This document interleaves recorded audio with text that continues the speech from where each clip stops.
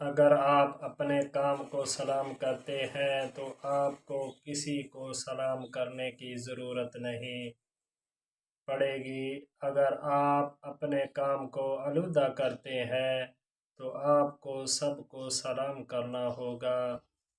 معافی مانگنے میں پہل کرنا بہادر ہونے کی نشانی ہے۔ آپ کی زندگی میں مشکلات آپ کو تباہ کرنے کے لیے نہیں آتی، بلکہ آپ کی پوشیدہ صلاحیتوں کو کھولنے کے لیے آتی ہیں۔ میری بات پر یقین کریں یا نہ کریں، لیکن آپ کے رشتہ دار آپ سے خفیہ طور پر نفرت کرتے ہیں۔ سب سے بدصورت کام جو آپ کر سکتے ہیں وہ کسی کے ماضی کو سامنے لانا ہے جبکہ وہ بدل گیا ہو۔ کہتے ہیں کہ وقت کے ساتھ ہر زخم بھر جاتا ہے، مگر سچ تو یہ ہے کہ ہم درد کے ساتھ جینا سیکھ جاتے ہیں۔ زندگی میں سیکھنا بہت ضروری ہے، چاہے وہ کسی کی غلطی سے سیکھے یا اپنی غلطی سے۔ اللہ نے 7 سمندر پیدا کیے، لیکن محبت وہ ایک آنسو سے کرتا ہے۔ معاشرے کا بدترین المیہ تو یہ ہے کہ لوگ حقیقی اذیت دے کر مصنوعی معافی مانگتے ہیں۔ مجھے یقین ہے کہ جب تک کسی نے ناکامی کی کڑوی گولی نہیں چکھی، اس کو کامیابی کی خواہش نہیں ہو سکتی۔ وقت، محبت اور تعلق خریدا نہیں جا سکتا، لیکن ان کو کھو جانے کے بعد ان کی قدر و قیمت کا احساس ضرور ہوتا ہے۔ اگر ذہنی سکون چاہتے ہو تو کبھی اپنا موازنہ دوسروں کے ساتھ مت کرنا۔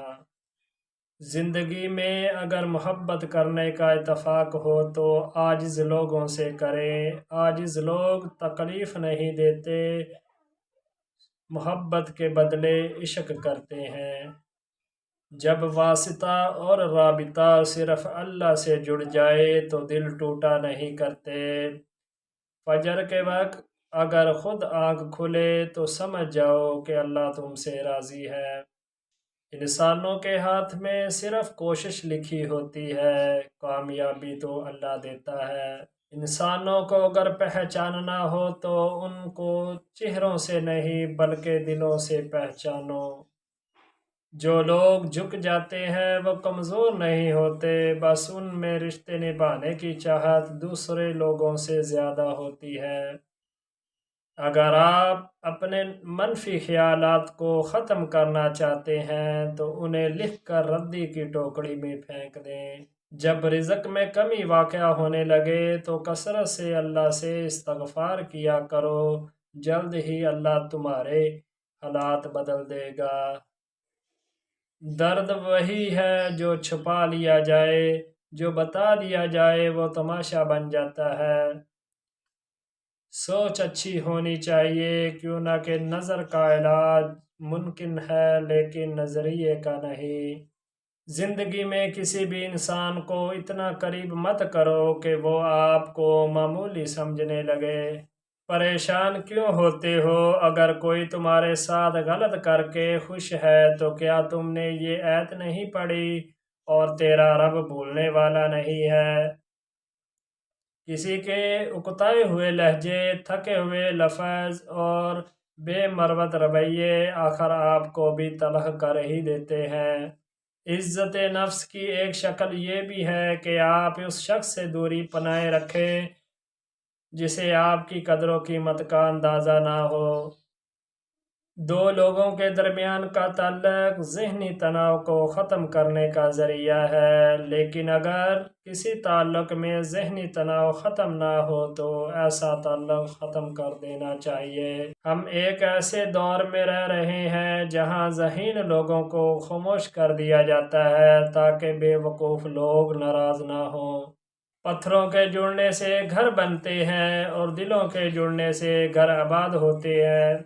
شخص بن کر نہیں، شخصیت بن کر جیو، کیوں نہ کہ شخص تو ایک نہ ایک دن مر ہی جاتا ہے لیکن شخصیت ہمیشہ زندہ رہتی ہے۔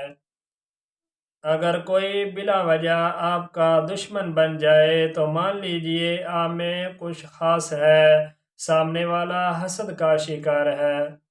رشتے موتیوں کی طرح ہوتے ہیں، کوئی ایک بھی گر جائے تو جھک کر اٹھا لینا چاہیے۔ جن کا بھروسہ اللہ پر ہو ان کی منزل ہمیشہ کامیاب ہوتی ہے۔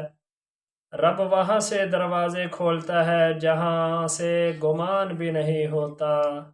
اگر زندگی میں کچھ پانا ہے تو طریقہ بدل لو، ارادہ نہیں۔